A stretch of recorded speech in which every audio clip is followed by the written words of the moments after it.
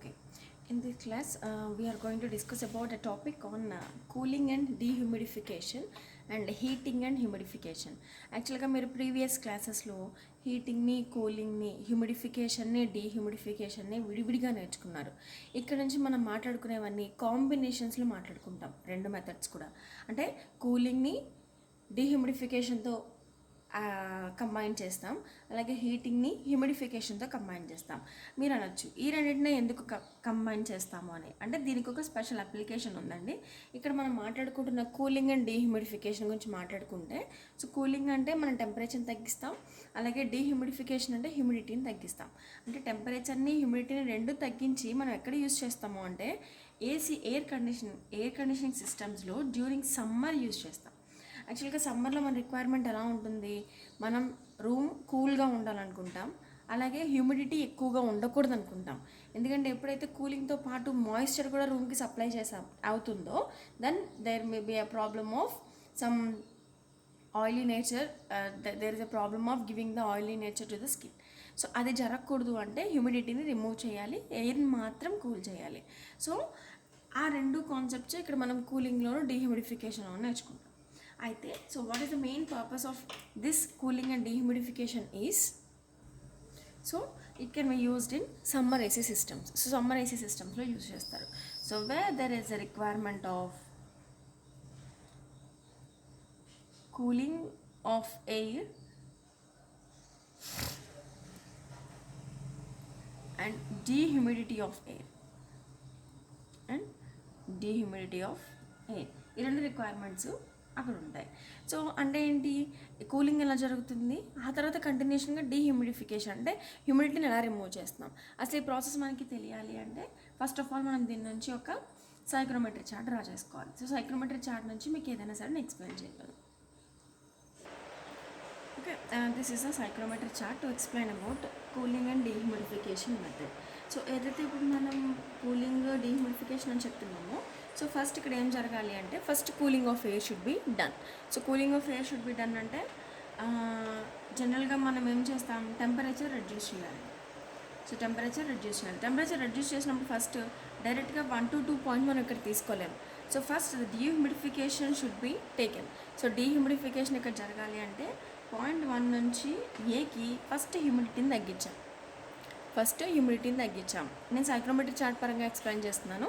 So first హ్యూమిడిటీని reduce చేసాం, తర్వాత ఏం చేస్తాం, డ్రై బల్బ్ టెంపరేచర్ని 1 నుంచి 2 పాయింట్కి రెడ్యూస్ చేస్తాం. సో దిస్ ఈజ్ ద,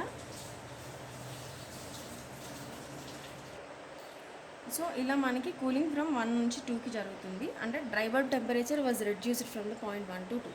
అంటే ఎలా అయితే మనం హ్యూమిడిటీని తగ్గించామో W1 నుంచి W2కి, సో అలాగే ఇక్కడ మనం డ్రై బల్బ్ టెంపరేచర్ని 1 నుంచి 2కి రెడ్యూస్ చేస్తాం. సో ఇలా సైక్రోమెట్రీ చార్ట్లో ఎక్స్ప్లెయిన్ చేయడానికి మనం ఇక్కడ ఏం చేస్తున్నామంటే ఫస్ట్ యాక్చువల్గా మనకి కావాల్సిన రిక్వైర్డ్ ప్రాసెస్ ఏంటి అంటే ఇదండి. మీకు ఏదైతే ఇక్కడ 1 to 2 లైన్ ఏదైతే ఉందో, so that is our required line. So here the temperature and also the humidity was reduced from the 0.1 to 2. So the process was explained by using this method. Okay, so ఇక్కడ మనం ఈ enthalpies, respective enthalpies కనుక తీసుకుంటే H1, H2 అది HA. Okay, so ఏదైతే corresponding 1 పాయింట్కి ఉందో enthalpy అది H1 అవుతుంది, ఏ కరెస్పాండింగ్గా ఉన్న ఎంథాల్పీ HA అవుతుంది, and the corresponding enthalpy for the point 2 will be the H2.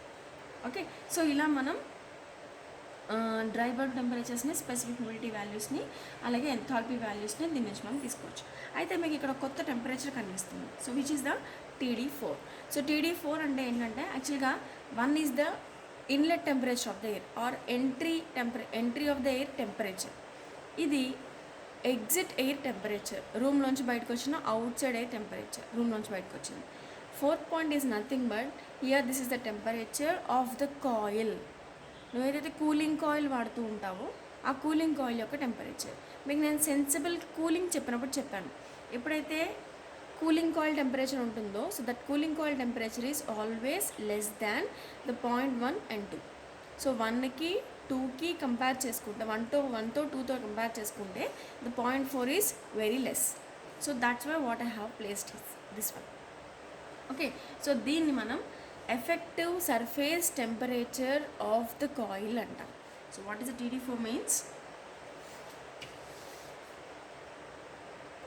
Okay, the TD4 can also be known as effective surface temperature of the coil as well as the apparatus dew point temperature. Okay, so effective surface temperature of the coil అలాగే apparatus dew point temperature అని చెప్పి మనం TD4ని అంటాం. అయితే మీరు ఇక్కడ ఖచ్చితంగా గుర్తుపెట్టుకోవాల్సిన విషయం, always the apparatus dew point temperature is very less when compared to the 0.1 and 2. 1తో 2తో కంపేర్ చేసుకుంటే 0.4 టెంపరేచర్ చాలా తక్కువగా ఉంటుంది. ఓకే, సో ఇప్పుడు మనం ప్రాసెస్లోకి వద్దాం. సో ప్రాసెస్లో ఫస్ట్ ఇక్కడ ఏం చేయాలి, అసలు జనరల్గా కూలింగ్ అండ్ డీహ్యూమిడిఫికేషన్ జరగాలి అంటే అయితే ఎయిర్ కూలింగ్ కాయిల్లోంచన్నా పాస్ అవ్వాలి, లేకపోతే కోల్డ్ వాటర్ స్ప్రేలోంచన్నా పాస్ అవ్వాలి. సో ఫస్ట్ కేస్ ఇక్కడ యాక్చువల్గా 3 స్టెప్స్లో మనకి ప్రాసెస్ జరుగుతుంది. సో 3 స్టెప్స్ ఏంటి అంటే, so this is a procedure what was happened in the cooling and dehumidification. First ఏమవ్వాలి, air have to be passed over cooling coil. So cooling coil ద్వారా pass అవ్వాలి, లేకపోతే కోల్డ్ వాటర్ స్ప్రే ద్వారా pass అవ్వాలి. ఇప్పుడు ఒకవేళ అది కూలింగ్ కాయిల్ ద్వారా పాస్ అయిందనుకోండి, సో అప్పుడు ఆటోమేటిక్గా dry bulb temperature as well as the humidity value reduces. Okay, so humidity కూడా రెడ్యూస్ అవుతుంది. ఇది మీకు డౌట్ రావచ్చు, టెంపరేచర్తో పాటు హ్యూమిడిటీ అనేది ఖచ్చితంగా తగ్గుతుంది. ఓకే, ఎందుకంటే దాంట్లో ఉన్న వాటర్ పార్టికల్స్ కండెన్స్ అవ్వడం స్టార్ట్ అవుతుంటాయి కాబట్టి. So it's humidity also reduces. Dry bulb టెంపరేచర్తో పాటు హ్యూమిడిటీ తగ్గుతుంది. సో ఫైనల్గా ఈ ప్రాసెస్ జరిగిన తర్వాత ఏదైతే మనకి RH వాల్యూ ఉంటుందో, అంటే రిలేటివ్ హ్యూమిడిటీ వాల్యూ ఉంటుందో, ఫైనల్గా వచ్చే రిలేటివ్ హ్యూమిడిటీ వాల్యూ ఎక్కువగా ఉంటుంది when compare to the entry air. ఇది మీకు డైరెక్ట్గా డయాగ్రామ్లో చూపిస్తాను. ఇప్పుడు ఫర్ ఎగ్జాంపుల్ డయాగ్రామ్లో మీరు చూసారనుకో, రిలేటివ్ హ్యూమిడిటీ కర్వ్స్ ఇలా ఉంటాయని చెప్పాను కదండి మీకు. రిలేటివ్ హ్యూమిడిటీ లైన్స్ ఇలా ఉంటాయని చెప్పాను. ఓకే, సో ఇక్కడ 1, 2, 3 అంటే when we are moving from bottom to top ఆటోమేటిక్గా మనకి అక్కడ హ్యూమిడిటీ వాల్యూస్ పెరుగుతూ ఉంటాయి. ఇప్పుడు అక్కడ అబ్జర్వ్ చేస్తే ఇక్కడ ఒక కర్వ్ వస్తుంది, ఇక్కడ ఒక కర్వ్ వస్తుంది. Here the 0.1 is very nearer to the saturation curve. Saturation curve మీద రిలేటివ్ హ్యూమిడిటీ వాల్యూ 100% ఉంటుంది అని మీకు చెప్పాను. Okay, so when the point is trying to reach towards the saturation curve then the relative humidity value will be 100%. అలాగే మనం 1 point that is somewhat far away from the point. So ఇది saturation కర్వ్కి దూరంగా ఉంది కాబట్టి దీని relative humidity value కొంచెం తక్కువగా ఉంటుంది. అంటే ఇక్కడ ఏమైంది, entry of the air relative humidity తక్కువ ఉంది, ఎగ్జిట్ రిలేటివ్ హ్యూమిడిటీ వాల్యూ ఎక్కువగా ఉంది. అంటే ఇక్కడ ఏమైనట్టండి, the final relative humidity value is increased from the 0.1. So that's why this point will be applicable. So final relative humidity of the air will be more than the entry of the air. Okay, this is a procedure what we are going to happen. అయితే ఇప్పుడు ఈ మెథడ్లో మనకి dehumidification జరగాలి అంటే there is a some condition. Okay, so ఇక్కడది point అయిపోయింది. So ఇక్కడ మనకు చిన్న కండిషన్ ఉంది. అదేంటి అంటే, డీహ్యూమిడిఫికేషన్ జరగాలి అంటే మనం ఇక్కడ 2 టెంపరేచర్ల గురించి మాట్లాడుకోవాలి. Here we have the 2 temperatures. So ఆ 2 టెంపరేచర్స్ ఏంటి అంటే, మీకు ఇక్కడ నేను ఒక లైన్ డ్రా చేసి చూపిస్తాను. డ్యూ పాయింట్ టెంపరేచర్స్ అంటే ఎక్కడ ఉంటాయని చెప్పాను, ఏదైనా పాయింట్కి కరస్పాండింగ్గా కనుక మనం ఏదైనా ఒక పాయింట్ని ఇలా కరస్పాండింగ్గా కనుక ఈ సాచురేషన్ కర్వ్ మీద తీసుకొస్తే దీన్ని డ్యూ పాయింట్ టెంపరేచర్ అంటారని చెప్పాను. ఎప్పుడైతే ఈ 0.1కి కరస్పాండింగ్గా మనం ఒక లైన్ డ్రా చేసుకుంటామో అక్కడ మనం తీసుకున్న టెంపరేచర్ డ్యూ పాయింట్ టెంపరేచర్ అంటాం. సో ఇక్కడ డ్యూ పాయింట్ టెంపరేచర్ గీస్తే మీరు కన్ఫ్యూజ్ అవుతారు కాబట్టి I will draw this diagram once again. So పక్కన నేను డ్రా చేసి మళ్ళీ ఓన్లీ ఆ ప్రాసెస్ మాత్రమే మీకు నేను చూపిస్తాను. This is the another diagram which is explaining about the dew point temperature of the entry air. So dew point temperature of the entry ఎయిర్ని డిఫైన్ చేసుకోవడానికి మనం ఇది యూజ్ చేసుకుంటున్నాం. ఓకే, సో ఇప్పుడు ఈ డయాగ్రామ్లో ఏంటంటే, యాక్చువల్గా మీకు ఇందాక రిప్రజెంటేషన్స్ చెప్తున్నప్పుడు 1 to 4 ఉంది, వాట్ అబౌట్ 3 అనే డౌట్ మీకు రాలేదు. సో ఇక్కడ యాక్చువల్గా this is 3. So if this point is represented in this diagram ఆటోమేటిక్గా ఇది కొంచెం కన్ఫ్యూజ్డ్గా ఉంటుంది కాబట్టి ఈ 3 పాయింట్ ఇక్కడ నేను డిఫైన్ చేయలేదు. ఈ 3 పాయింట్ ఏంటి అంటే, ఇప్పుడు ఎంట్రీ ఎయిర్కి కరస్పాండింగ్గా ఉండే డ్యూ పాయింట్ టెంపరేచర్, ఈ కరస్పాండింగ్ ఉన్న due point temperature that is the TD3. TD3 is the dew point temperature and TD4 is the apparatus dew point temperature. ఈ 2 టెంపరేచర్లు వేరు. అయితే డీహ్యూమిడిఫికేషన్ జరగాలి అంటే there is a condition, that is this is only possible when the apparatus dew point temperature అన్న cooling coil temperature అన్న ఒకటే. కాబట్టి దీన్ని ఎక్కువ కన్ఫ్యూజ్ అవ్వకుండా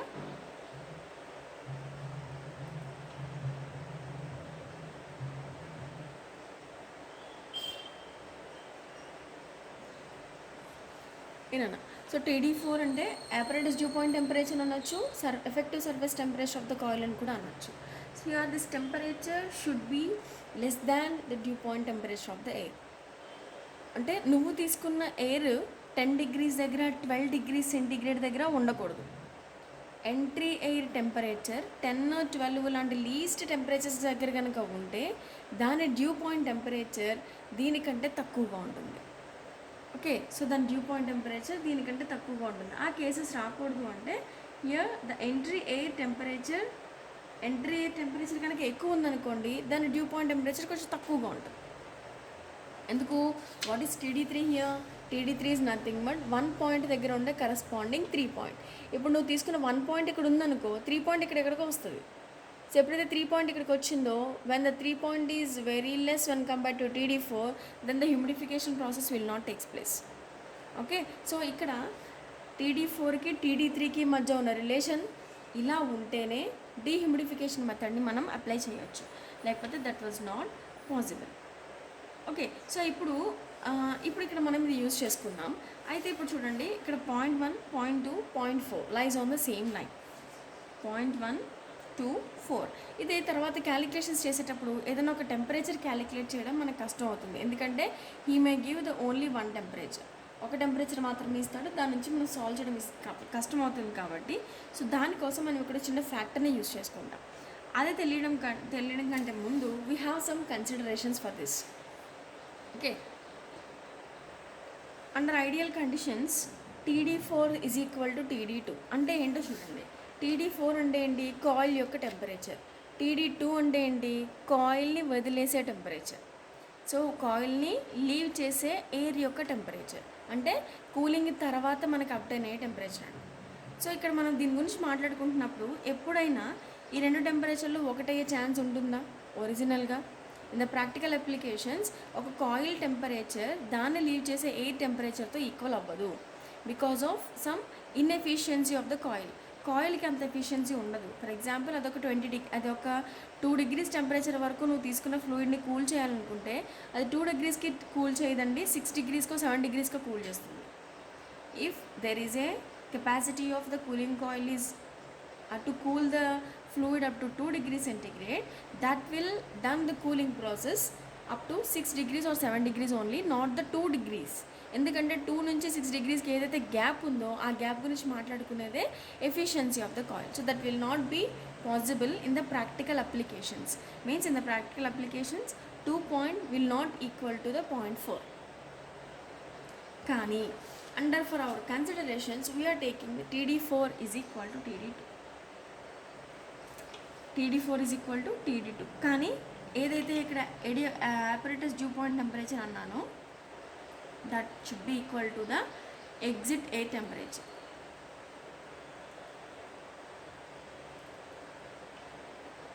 ఎగ్జిట్ ఎయిర్ టెంపరేచర్ ఈ రెండు కూల్ అవ్వవు. కాబట్టి ఇక్కడ మనం ఏం చేస్తామంటే 2 పాయింట్ని క్యాలిక్యులేట్ చేసేటప్పుడు మనకి చిన్న కాంప్లికేషన్ వస్తుంది.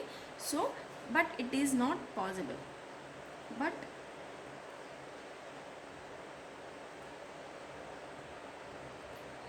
But it is never possible because of the inefficiency of the coil.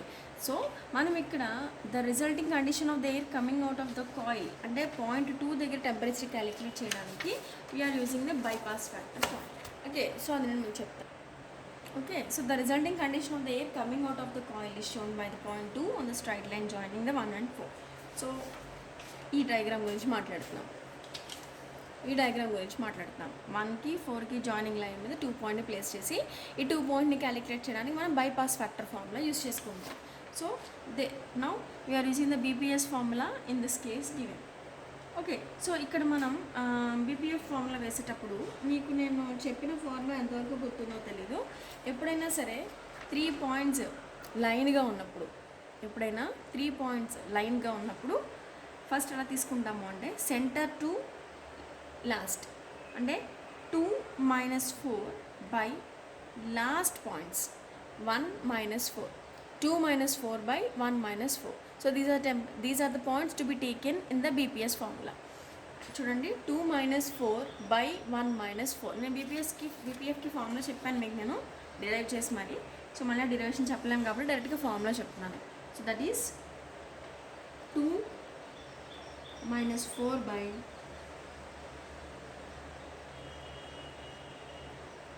1 minus 4. So corresponding ఉండే హ్యూమిడిటీ వాల్యూస్ వేసుకోవాలి, అది కూడా చెప్తాను. TD4 అంటే ఏంటి? Operators due point temperature. So that is TD2 minus ADP by TD1 minus ADP. Okay, and also we can write this formula in terms of humidity also. So humidity lo kuda manam note chesukonde 2 minus 4 by 1 minus 4 kada. So W2 minus W4 by W1 minus W4. This is the BPF formula in terms of dry bulb temperatures as well as in terms of humidity. Okay, so these are the two different formulas we are using. Now ఇప్పుడు మనం వచ్చేసరికి ఏం చేయాలంటే, మరి అసలు ఎంత cooling జరుగుతుందో మనం క్యాలిక్యులేట్ చేయాలి కదా. సో ఎంత కూలింగ్ జరుగుతుందో క్యాలిక్యులేట్ చేయాలంటే always we have a formula, that is the total amount of the heat removed.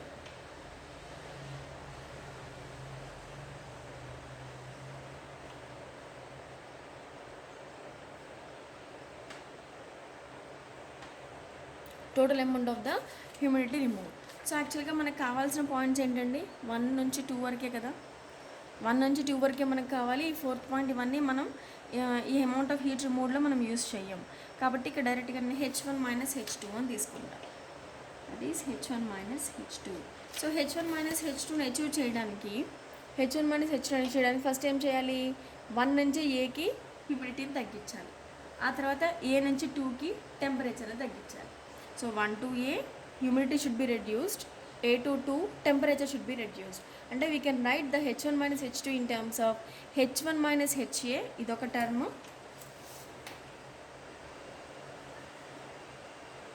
ఇదొక టర్మ్లో రాసుకోవచ్చు, అవునా?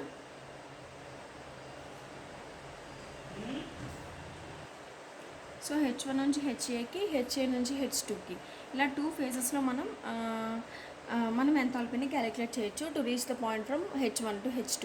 కాబట్టి దీన్ని కలుపుకోవచ్చు. సో ఎప్పుడైతే హ్యూమిడిటీ రెడ్యూస్ అవుతుందో, హ్యూమిడిటీ 1 నుంచి Aకి రెడ్యూస్ అవుతుందో దాంట్లో ఉన్న మాయిశ్చర్ కంటెంట్ రిమూవ్ చేస్తున్నట్టేనా? ఎప్పుడైతే మాయిశ్చర్ కంటెంట్ రిమూవ్ చేస్తున్నామో ఖచ్చితంగా దాంట్లో మనకి ఏం జరుగుతుంది? ఫేజ్ ఖచ్చితంగా చేంజ్ అవుతుంది. So during the dehumidification process the phase change was occur. So phase change జరుగుతుంది అంటే ఫేజ్ చేంజ్ జరగడానికి అవసరమయ్యే హీట్ మనం ఏమంటాం? లేటెంట్ హీట్ అంటాం. కాబట్టి H1 to HA latent heat was taken place. అలాగే A22 జరుగుతున్నప్పుడు కూలింగ్ మాత్రమే జరుగుతుంది, హ్యూమిడిటీ తగ్గట్లేదు. సో కూలింగ్ మాత్రమే తగ్గి హ్యూమిడిటీలో చేంజ్ రాకపోతే దాన్ని ఏమంటాం? సెన్సిబుల్ హీటింగ్ అంటాం. ఓకే, సో అలా సెన్సిబుల్ హీటింగ్ లేటెంట్ హీట్ కాంబినేషన్లో మనం ఇప్పుడు ఫార్ములా రాసుకుంటున్నాం. So that is a formula. So H1 minus H2 can be H1 ఇక్కడ ఎలా రాసుకోవచ్చు? H1 ఎలా రాసుకోవచ్చు అంటే H1 minus HA ప్లస్ ఈ H2 ఎలా రాసుకోవచ్చు అంటే HA minus H2. చూడండి, ఏని యాడ్ చేసాం, డిలీట్ చేసాం కాబట్టి పెద్దగా ఈక్వేషన్లో చేంజ్ రాదు. దీన్ని నేను డైరెక్ట్గా, ఇది లేటెంట్ హీట్ కదా, ఇది సెన్సిబుల్ హీట్ కదా. So the total amount of heat removed can also be taken as the summation of the latent heat and the sensible heat. So this is the formula we are going to take. Okay, so now another formula we have, that is a sensible heat factor. So sensible heat factor ki meeku already formula cheppanu. So that is the sensible heat by sensible heat plus latent heat. So these are the two formulas we are going to take for the calculations of the cooling and dehumidification methods. ఈ రెండు ఫార్ములాస్ని మనం use చేసుకుంటాం అనమాట. So in the next concept in the next class we are going to discuss about the heating and humidification.